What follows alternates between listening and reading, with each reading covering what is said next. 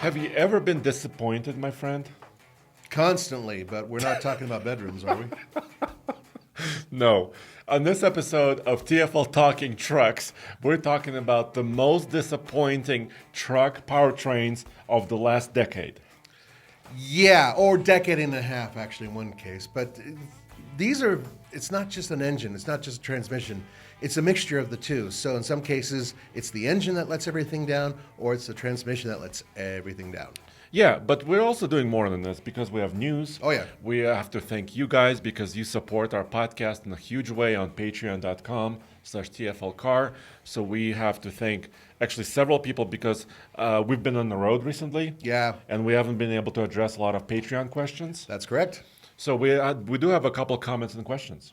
All right. Well, before we do that, can I go on to it's not really a rant, it's just something I noticed today, and it's something I want to impart to our viewers and listeners. Yes, is it truck related or pickup related? It is actually pickup related, but it can be any type of vehicle related. Okay. I'm going to try to make this 2 minutes or less. Many years ago, when I was just learning how to drive, my dad constantly would say the same things whenever I would sneeze or cough or anything else whenever my eyesight was limited driving. Always take your foot off the accelerator. It was just like his thing, always telling me this. My old man, among other things, he did drive trucks when he was a kid and everything else, and so he has old knowledge. So fast forward many years after he's passed, and I'm on the freeway, and I suddenly have one of those major allergy attacks, where you're sneezing and your eyes are closed for a couple seconds because it's like sneeze. And even though my car does have an alert system, which is, by the way, Hyundai Santa Cruz, I didn't get the upper level one, which has auto braking. So it'll tell you you're going to hit somebody, but it won't do anything about it. Okay. So anyway, I'm sneezing. I take my foot off the accelerator, so the car is starting to slow down. I'm not seeing anything for a couple seconds, and right at the moment my car is like yelling, brake, I hit the brakes right when my eyes open, and I just missed hitting a vehicle like within a couple inches. So this is like on the highway. We often have this on our local highway here, where there's a lot of slowdowns, especially in the mornings and afternoons during rush hour, right? Yeah, the irony was there was a slowdown because people were looking at an accident, and that accident... It always happens this way. God. And then someone rear-ended somebody else because somebody was doing a rubbernecking or whatever. I mean, and that is, I know people are supposed to slow down going past an accident. I totally get that. But, I mean, this was stopped traffic. So, anyway, little PSA out there. Even if you do drive a modern vehicle with auto braking, the idea is that if you remove your foot from the accelerator, especially if you're on the highway, when you start sneezing and you make that kind of something that you're accustomed to doing, decelerating just a little bit can really help out in an emergency situation. Yes. And can I add to this? Yes, please. Little episode? Absolutely. My grandfather and my father also, as I was learning to drive and such, they always said, prepare for the worst. Yeah. In any situation, especially we talk a lot about overlanding, off-roading. Sure. You really have to prepare for the worst. Yeah. Maybe bring some snack, maybe an extra blanket, a tow rope, shovel, you name it. You have to be prepared.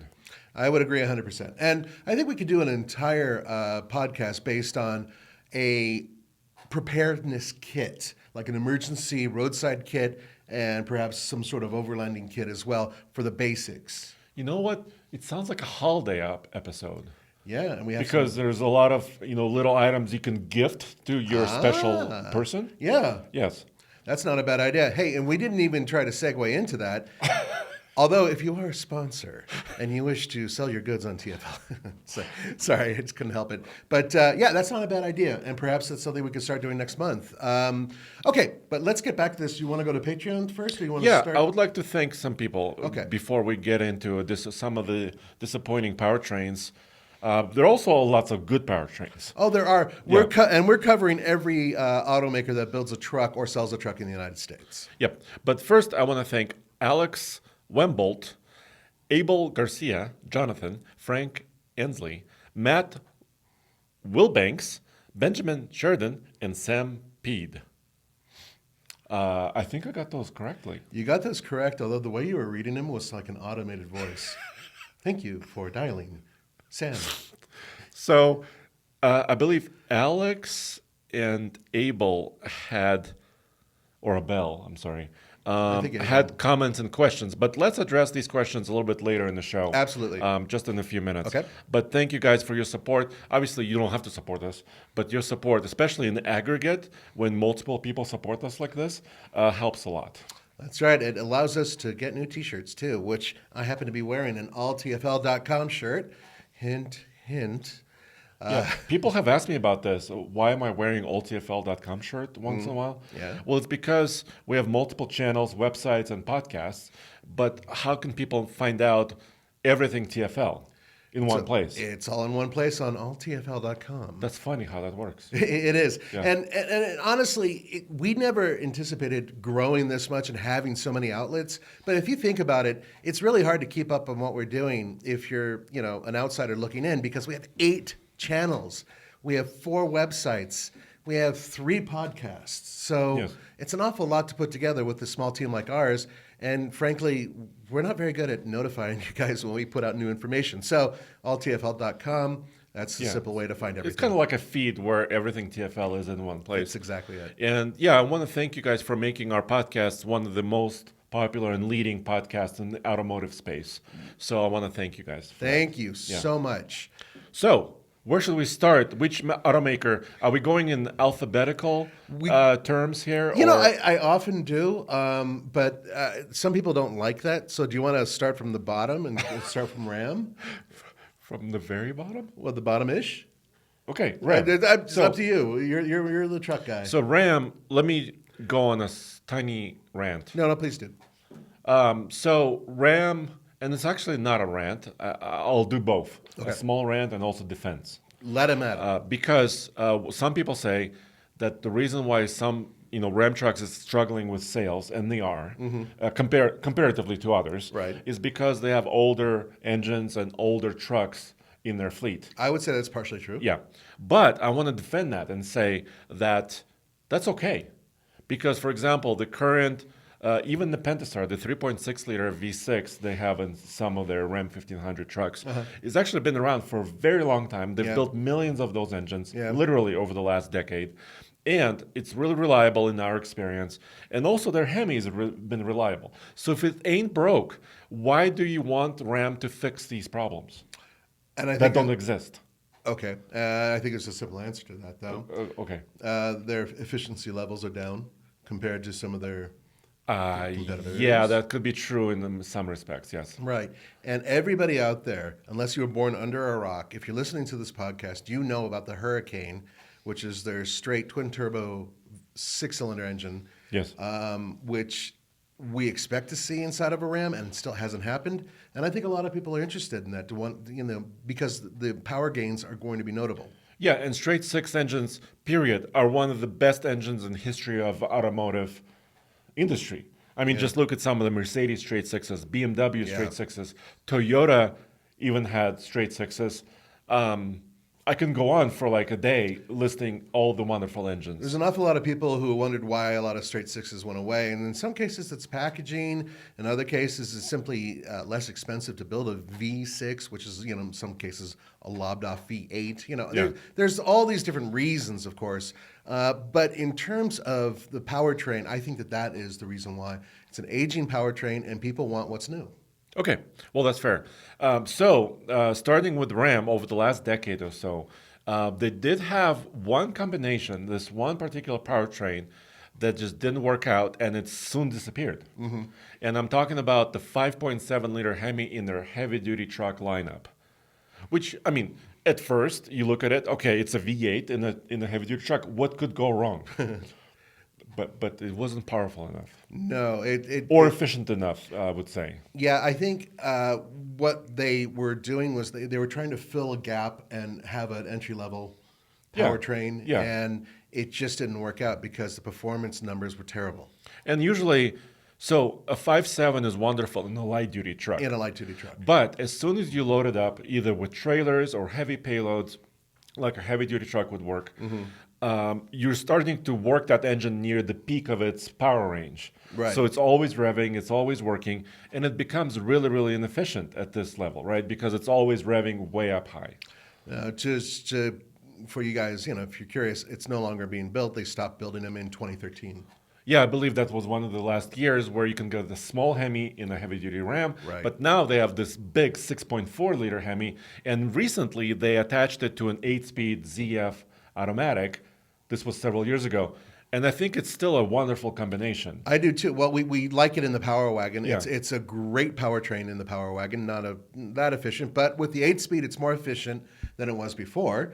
But really, there are only a few gas engines that you can really get now from Ram, and in the heavy duties, there's only one, I believe, that you can get, which is the big 6.4. Yeah, that's it. Yeah, and like Ford is branching out. They have a couple of gasoline options right. now, the 6.8 and the 7.3. Right. And notice big displacements, right? So small displacements don't quite work in big trucks, Right. as far as efficiency and some of the power levels that they require. So, I personally speaking, if you guys were out there looking for a Ram that could tow a lot, and you wanted a heavy duty, if you came across those 5.7s, you might want to double check online to make sure that the specs are up to what you were hoping for. Or if your job or your task requires just carrying some payloads from here to there, the 5.7 could work for you. Yeah, because the payload is much Yeah. higher than it would be on a half-ton truck. And it's not working the truck too much, right? Exactly. So that's kind of where that comes from. Okay, so should we move on to Toyota?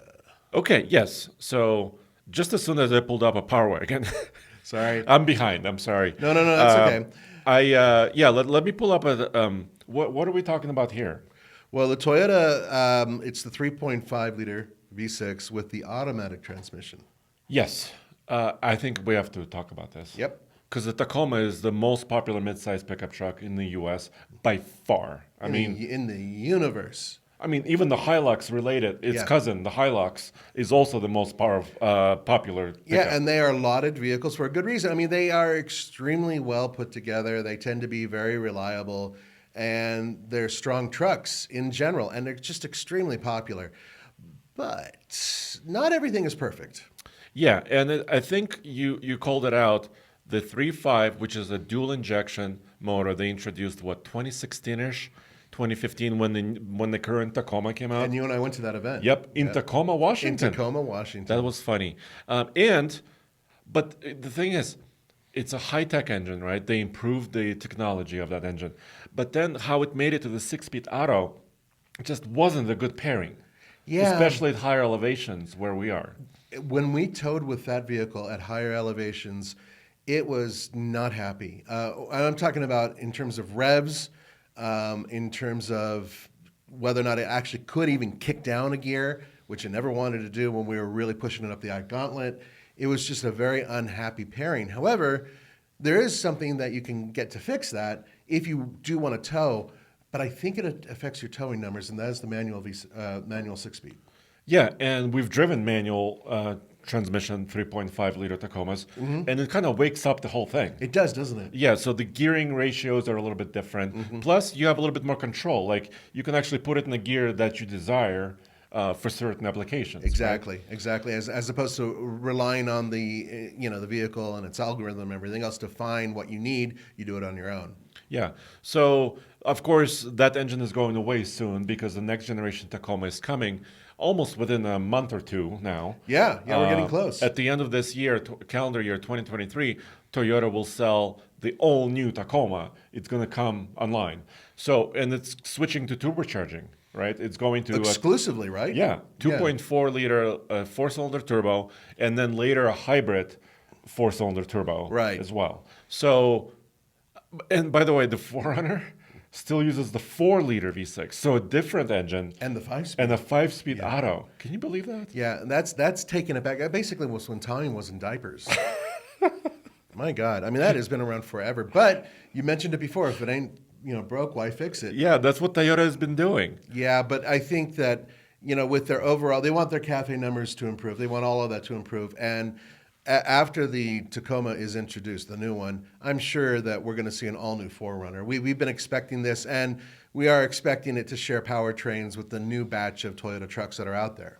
But Yeah, we'll see. Yeah, totally. And Toyota has been moving to hybridization across the board. The new Sequoia is a hybrid. The Sienna minivan is a hybrid. Land Cruiser. Land Cruiser is going to be a hybrid. Yep. exclusively, Yep. right?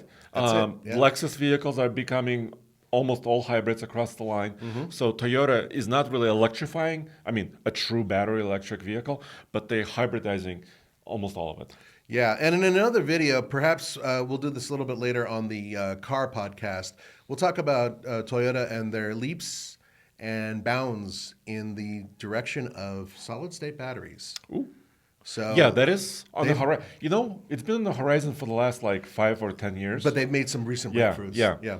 So It was the promise that was kind of always like a rainbow. It's yeah, always a little bit just far a little away. bit further than you can actually reach. But yeah, and so that's something worth looking into for those of you who feel that Toyota isn't making strides in the BEV movement. They are. And they've recently had some major breakthroughs. So anyway, going back to this, I will say that the Tacoma with the V6, Yeah. with the automatic transmission, it's thirsty. It's not particularly fast.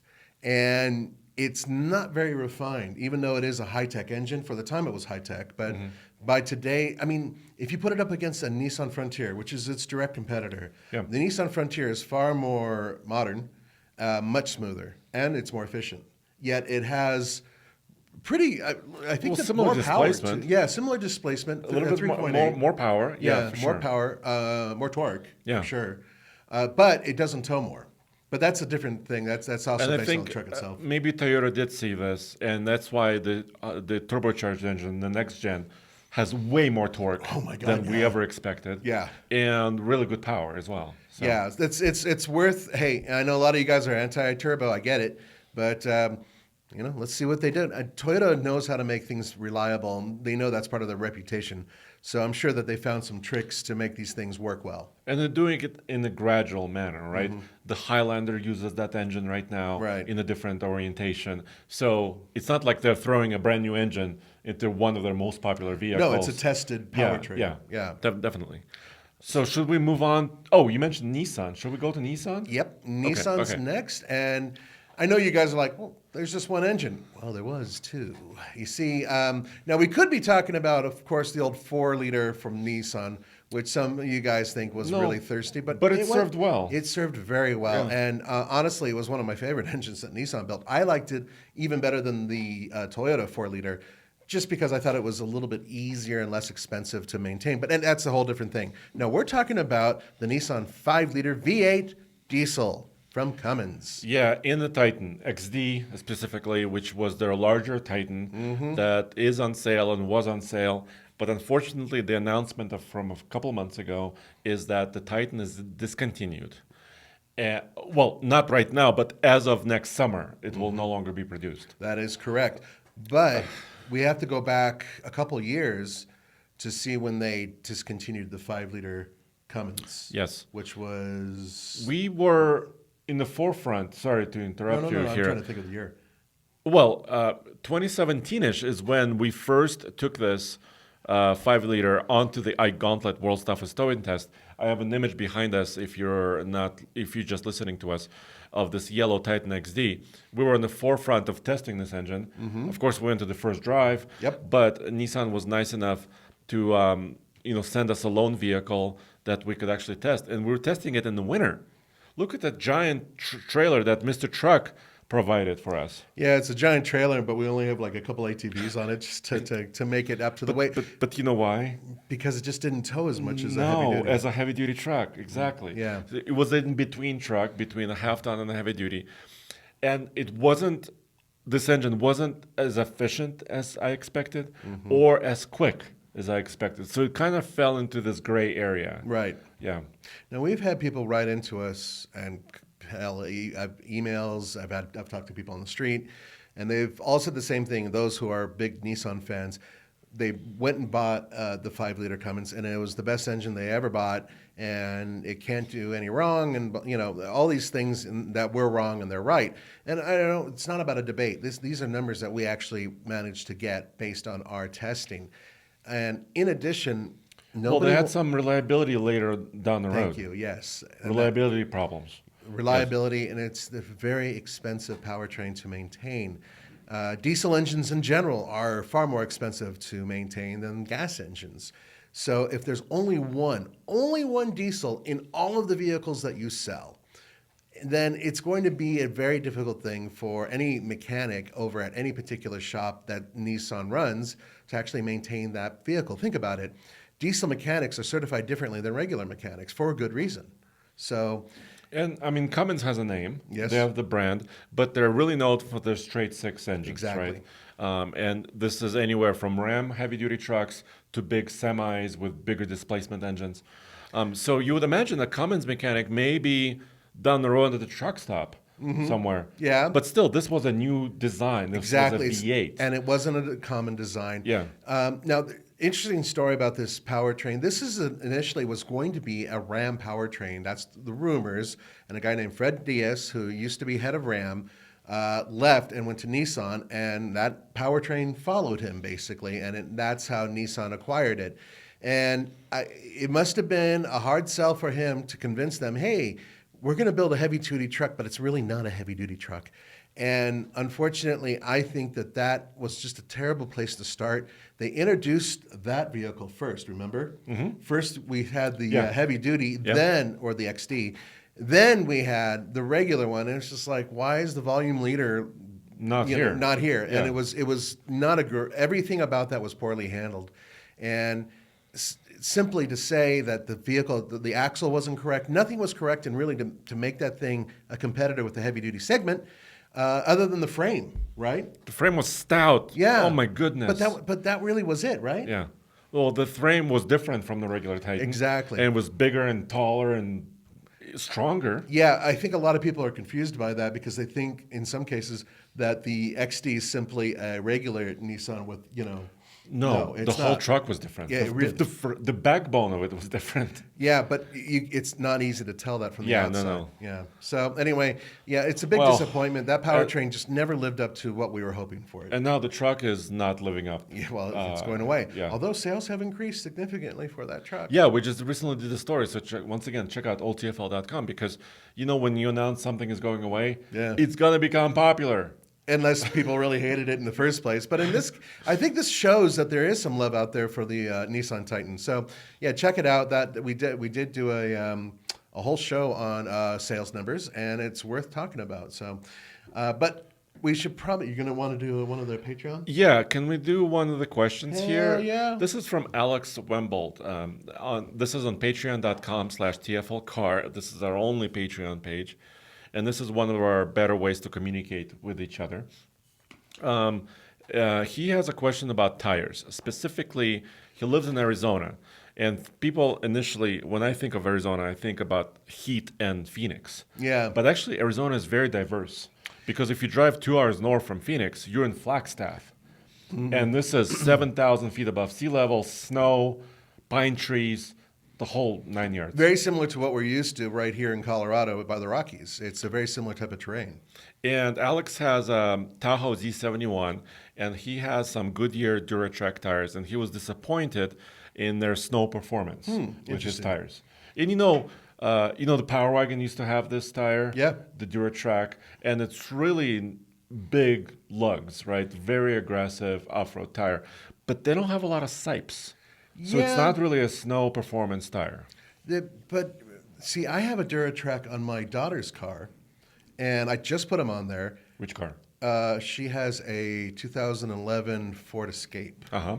And I wanted her to have the best tires I can get my hands on.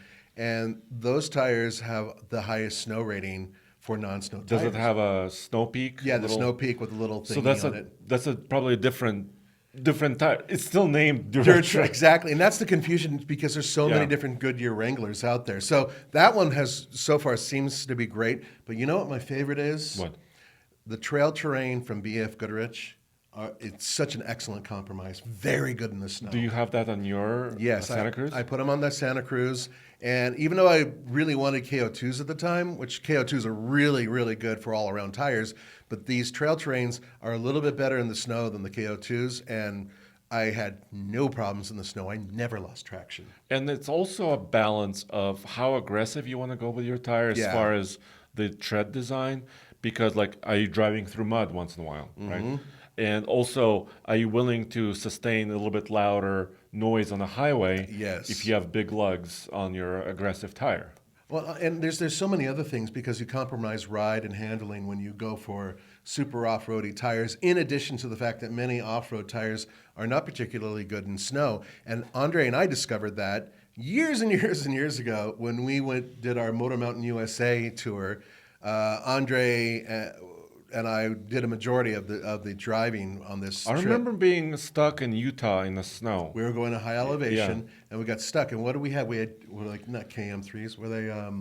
KM2s, the KM2s, previous generation of the KM tire from BF Goodrich, but it had no sipes. None whatsoever. We None. were almost completely beached and stuck in snow. Yeah. And We were towing a trailer. Yes, we were towing a trailer at the time. We got lucky that we got out of there. So, in my experience, off-road tires are great if you actually do off-road, but there aren't very many compromises between having a super off-road tire and then one that's very good in snow, because it's a trade-off with the sipes and also sidewall thickness. All these other things do play into it. And I was recently with David, our buddy David that's Morrow, right. and he believes completely. He's been using Michelin Defender LTX MS tires. That's a long name, But he basically adores them. the Defender LTX, specifically for truck use. This is a LT tire, also for heavy duty trucks. They make one as well. Sipes, so good performance, M&S, mud and snow, and also longevity. Huge life. I mean, they are more expensive, obviously, but you get the quality that you want. And also, he swears different terrains, dust, dirt, mud, and snow and ice, the Defender LTX got him through most of it. Yeah, he is quite a spokesman for it, but he's speaking from a place of authority because he He's lives been using it for 20 years. and he really does work the land. The dude is constantly off-road in snow, in mud, going over cow pies and all that other stuff. He really knows tires that perform well, and that's why he swears by these things. So there's another opportunity right there. And I like, on my Trail Boss, I have the Duratrack I'm sorry. I messed it up. Yeah, Duratrack. No, it's not a Duratrack. No, it's not. It's a Goodyear Wrangler Territory MT. Yes. Okay. So it's a mud and It's like a maximum traction. It's a different language that Territory people are using. Goodyear's so confusing sometimes. Yeah, they just have a lot of options. So you have to be very careful when you're picking your tire. Right. But this tire is aggressive. And also, in my experience, I know some of you have argued with me about this, but in my experience, really good all-around performance in the winter as well. So, Alex, hopefully this gives you a few options. Based on our experience. I would spend a little bit more dollars. Yeah. It's easy to buy something cheap when you go into that store and buy the tire. But I think if you spend, $100 more per tire, which sounds like a lot, you can get a lot of quality and a lot of performance out of it. There is one other option too. Yeah? You could buy winter tires and swap them annually. Sure. It's such a pain in the neck to do, but there are a lot of people right here in Colorado who still do that. And some tire places will even work a deal with you where they'll store your tires for X amount of months for free as long as you buy their tires or their special plan or whatever. So it exists that, you can actually go out there and do that, or you can even store your tires in your own garage. I'm not saying to do that because nowadays tire quality is so much better than it used to be, to where I don't think it's as necessary as it used to be. However, a lot of people who live in snow country still firmly believe in swapping tires. Okay. Okay? Yeah. Yeah. But you have to store them somewhere. Well, that's my point. yeah, That's what I yeah. was saying, yeah. So anyway, good luck. Let us know how it goes. Yeah. Thanks, Alex. Should we go to Hyundai, or where should we go next? Yes, might as well. So Hyundai's the next one on this list, and the reason Hyundai's here is because, of course, they have the Santa Cruz. I'm kind of familiar with Little them. pickup. Little baby pickup. And the issues that we've had have all stemmed from one thing that many of you guys who do drive these also have had problems with, and that is the dual clutch transmission. Yeah, and we've had long-term Santa Cruz last year as well at TFL, and there were a couple of recalls. And it's just, dual clutch transmissions are excellent when you're on a racetrack in a high-performance car, or even an SUV maybe, and those gear changes are very fast. Yeah, they snap bam, up. bam, bam, Yep. bam. But when you're going off-road, they're not ideal. And it was a little bit problematic in this Santa Cruz. Yeah, and in-city driving also can be an issue with dual clutches. Some people had Like issues. getting going, right, Right. initially. Yeah, you're rolling back as if you have a clutch that won't engage, or in some cases having stuttering, weird gear selection, overheating issues, and in Hyundai's case, also some computer issues.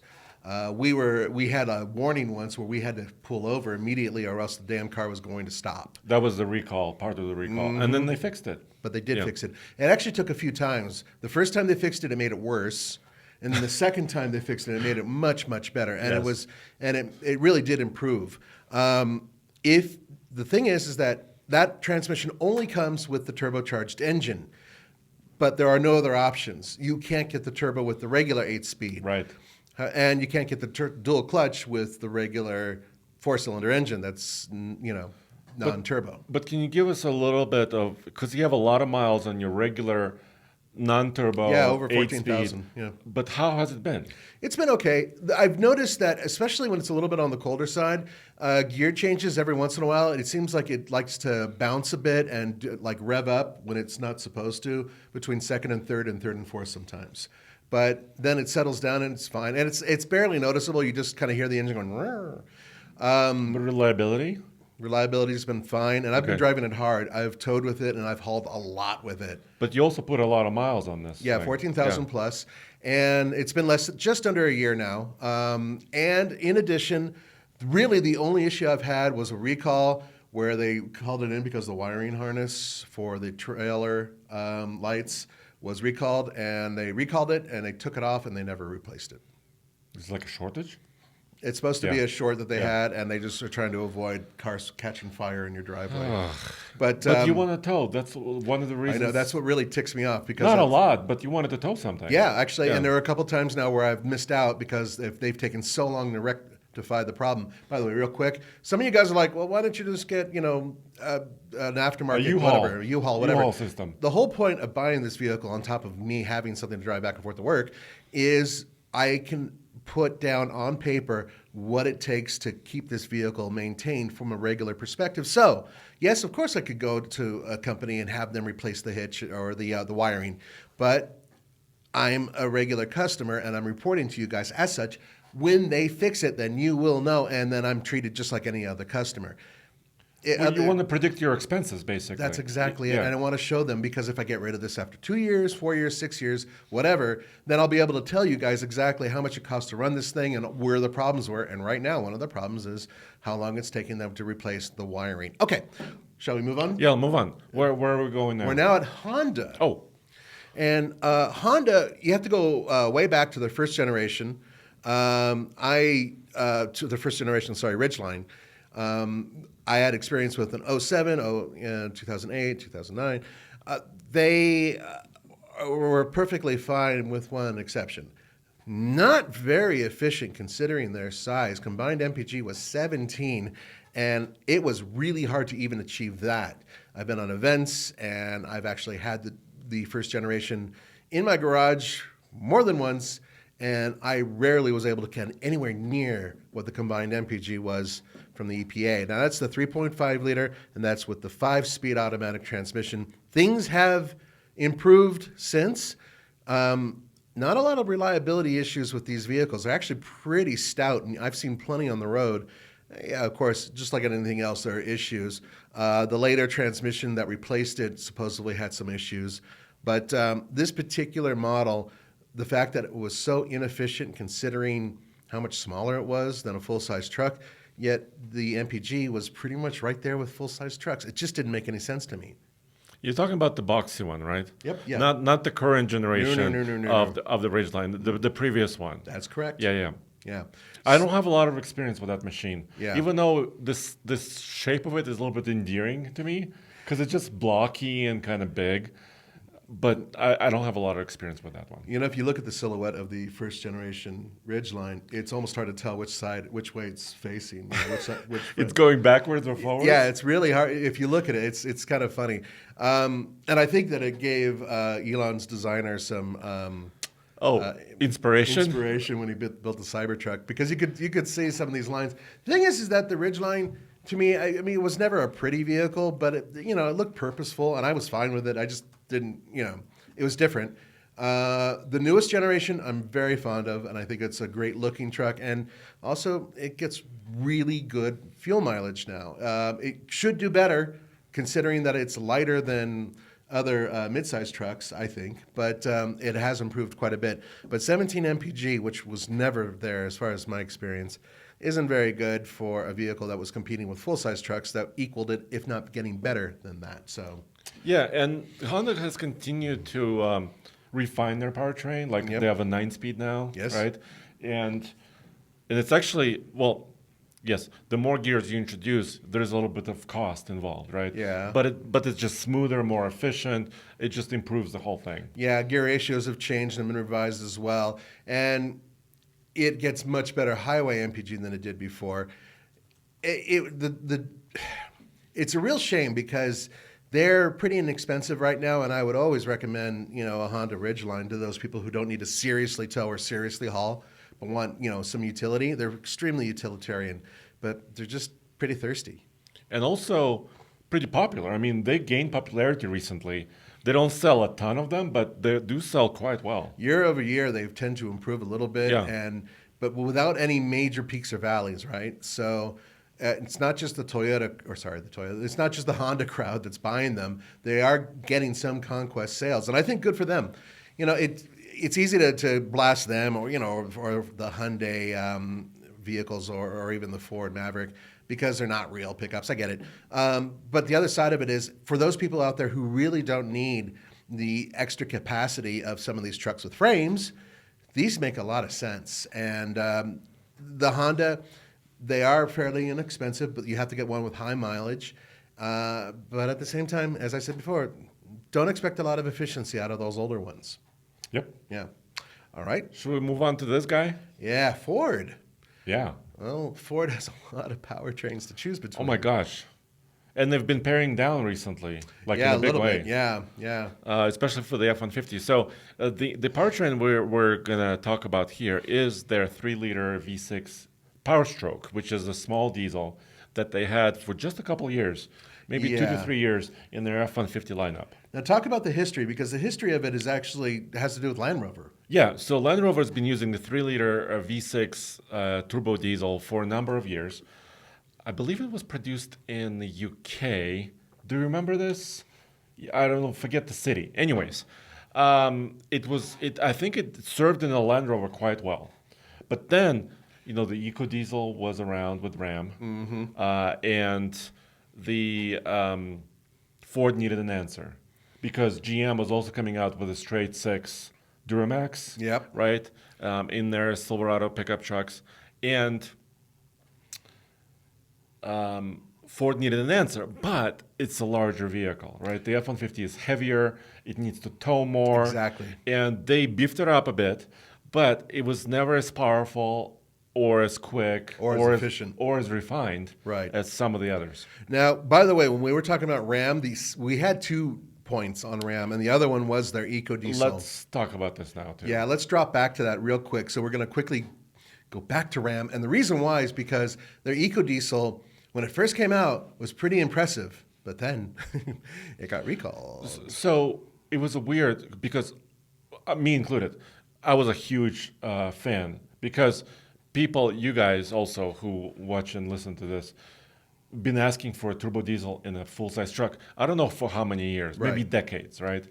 Because we wanted something more efficient on the highway for long-distance driving. Right. And finally, Ram answered. This Yep. was like 2015-ish. Yep. Right, they answered. I think you went to one of the original events with Roman. Yep. Maybe on that.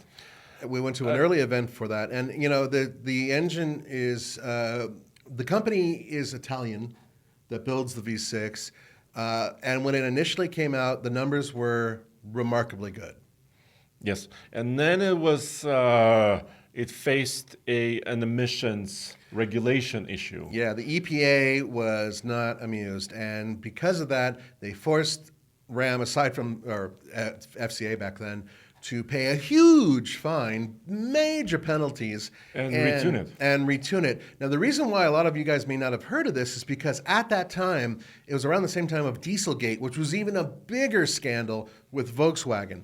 But Ram actually, they made some mistakes as well. And as such, they were forced by the EPA to retune these engines. And once these engines were retuned, well, you can...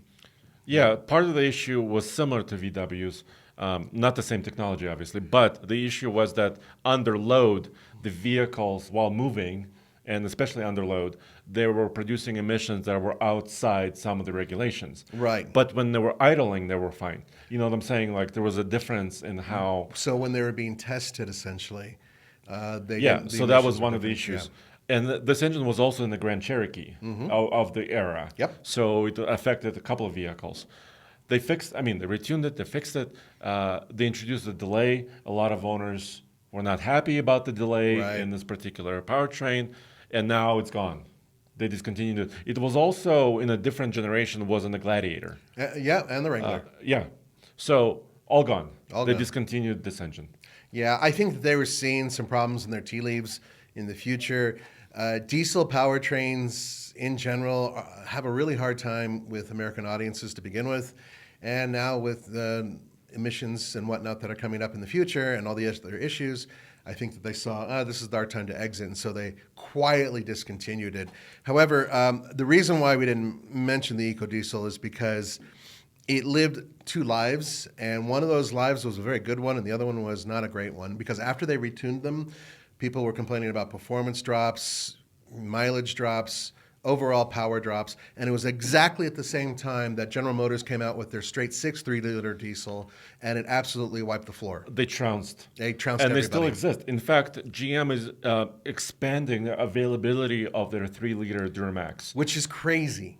And they made it cheaper, right? It's no longer as expensive as it was. Right. And I recently drove, now I can talk about this, a Silverado 1500 ZR2 diesel. So they're combining the suspension of the ZR2 with diesel power. So you got the torque of the diesel. Bam. So now you can go camping forever. Well, you certainly have more range. So let's now bring this all back to the Ford V6. Yeah. Well, the Ford was never recalled. As far as I know, there was no major recall of the V6. I think that's correct, yes. But its performance was never as good as General Motors. And it was sort of on par, I guess, with Ram after Ram's retuning, but it just didn't sell. And the pricing, remember how remarkably expensive? Yeah, you had to fork over some cash some for serious this engine. cash for that engine. And we did some testing. This is not just talking on paper. We actually did range testing. We had iGauntlet testing. We did all this stuff. You could see it on tfltruck.com as well. But then I think the final nail in the coffin of the 3-liter Power Stroke was the hybrid that Ford introduced in 2021. And I actually bought one. I sold it now, but I had it for almost 2 years. And the hybrid was more torquey, way more efficient. I mean, in the city, more efficient. And it had the power export feature that the diesel didn't have. Yeah, and mind blown, but at the same time, also less expensive fuel. Think about it. I mean, so it's pretty obvious that Ford, and honestly, between us, I don't think Ford ever really cared much about that engine. They never really pushed it real hard. They had an event for it. They had an event for it, but it not a lot of marketing. No, and that event was, I would say, not a typical Ford event either. It was kind of on the down low by comparison.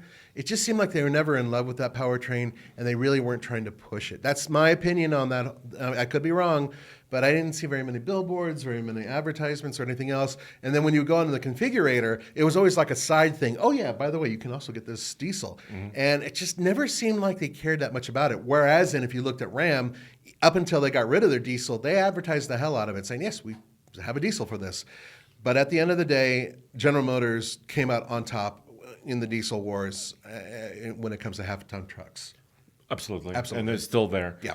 And then in 2024, just recently, Ford F-150 discontinued their base non-turbo V6, the gas engine as well. And I think that was a decision, I don't know if it was like a factory manufacturing decision that played into it. And also, just the power levels were not near modern standards, right? So that engine is also gone, and the price has increased. Is that a 3.3? No, 3.6. It was, and then it was a 3.5 non-turbo. Yeah. So it was quite confusing because they have a EcoBoost 3.5, and then they had a naturally aspirated 3.5. And I drove it in Arizona once, and you had to rev the heck out of it to get power. It was not a great truck engine. I would agree. And it's gone. Yeah. Where do we go from here? Well, now we go to General Motors, so Chevrolet and GMC. So in general, over the last decade, I think a lot of their light-duty truck engines were quite good. Even their 4.3 V6, that's been in various generations, pretty good workhorse, And it's I been would around say. for decades in one form or another. So we're not talking about those. No. Their current V8s are pretty good, especially with 10 speeds. Even the 6.2 is pretty good, even though it likes premium fuel. But Yeah. their heavy-duty truck engine, when it came out in 2020, it was a 6.6 Oh, yeah. new V8, and it first launched with a 6-speed auto. And at first, we're like, oh, new large displacement gas engine, Yeah. pretty nice. But it didn't pair well with its transmission. Now they fixed it. Okay, so was it the 6-speed that was the problem? Yeah, I believe so, because recently we retested. They now put the 10-speed Allison branded transmission behind it, and it's way better. I found it to be, on our Denver 100 loop, it was more efficient than before. It accelerates better than before. And that makes sense because the first gear is lower. You have more ratios overall. And they should have launched it like this. It should never, in my opinion, would have needed to be launched with a 6-speed transmission. I wonder if they're trying to save money at the time because R&D costs and everything else for all the other things. they're Probably. working on. And I remember the engineering team saying it's really, really difficult to change everything at once. Yeah. You know, you need to maintain some sort of continuity, right? When you're changing the body or the frame or the engines or the transmissions. If you touch everything to be reliable, that's very, very hard to do. Yeah. So that's why manufacturers sometimes do gradual upgrades. You know, first they change the body, then the engine, and so on. Yeah, we've seen it with almost every automaker / truck maker out there. We've seen examples of that. So it's not unique to just one automaker. So that is essentially the list. I'm really curious to see what you guys say. You know, over the past few decades, what part of the powertrain of a particular automaker really let you guys down? You know, was it a transmission, the engine, both? You know, was it a bad pairing? And, you know, give us some examples. It would be great to read them, and we do read our comments as often as we can.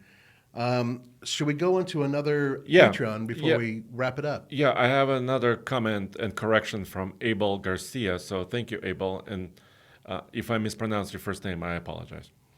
So I recently did this post on a TFL truck website where I compared heavy-duty trucks. Okay. This was related to the Silverado heavy-duty ZR2, which is new for this year, and it's their off-road specific version of their heavy-duty truck. Right. Because Power Wagon has existed for many years. Yes.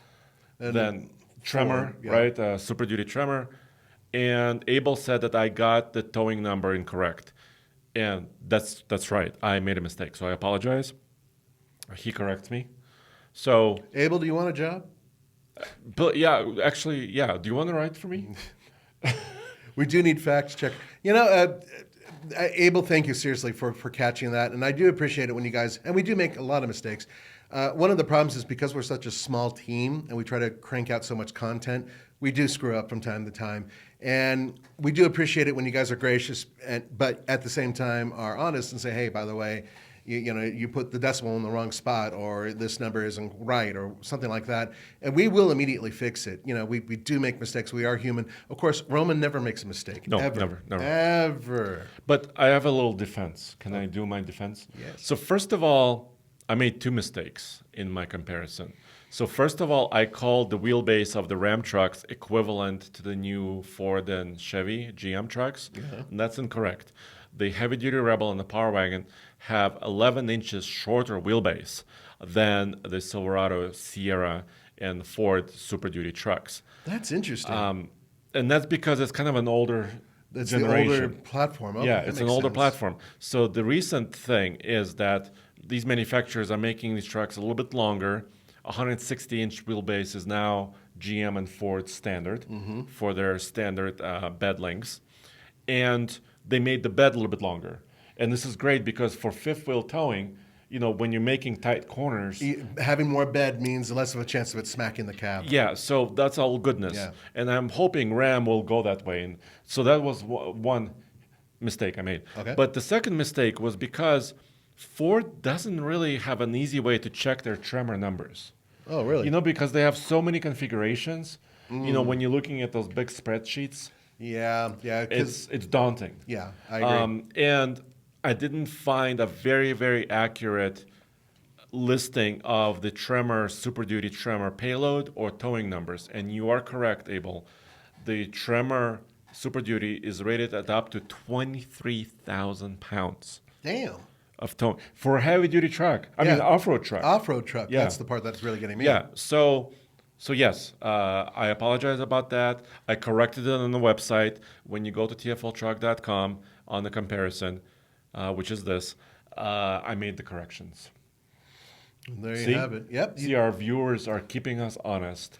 But that's the important part, is that it's a community, and the fact that you guys are able to reach out to us, and we try to respond as quickly as possible. Sometimes, we're hopping on or off a plane, and maybe we don't have a connection. But normally, if Andre sees something that he has to fix, or Zach, and occasionally me, but I'm lazy, then they'll jump on it immediately and fix it as soon as they possibly can. So thank you guys for keeping us as honest as we can be.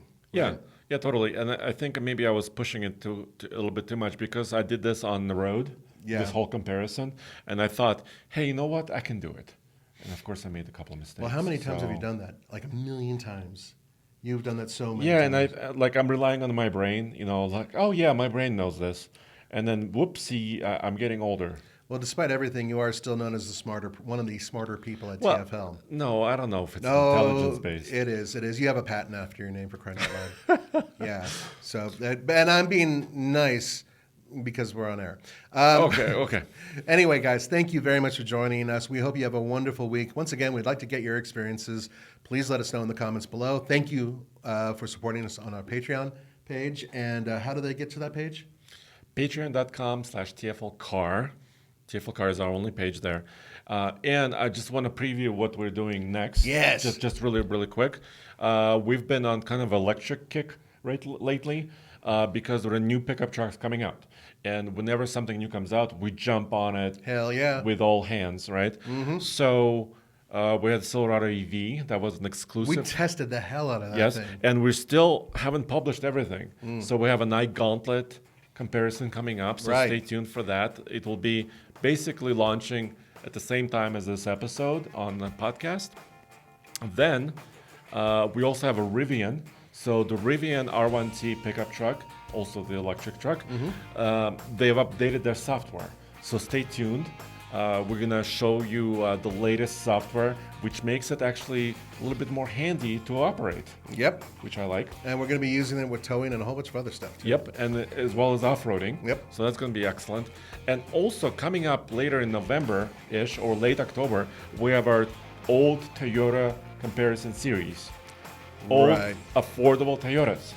Somewhat affordable in some cases. But yes, that series is coming up. So it's along the same lines as our No Payment Needed or Cheap series. Jeep series. Or Cheap Jeep series. It's the same type of thing. But this time with Toyotas, because you guys asked for it and we're delivering. Yeah, we have 3 Toyotas that were supposed to be under 10K, over 200,000 miles, and we want to see how reliable they are.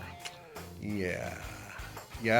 Stay tuned. Don't say it. I'm not going to say anything. You guys will find out when you see the series, and I already apologize. Anyway, have a wonderful week, guys. We will see you next time. Take care. Thank you.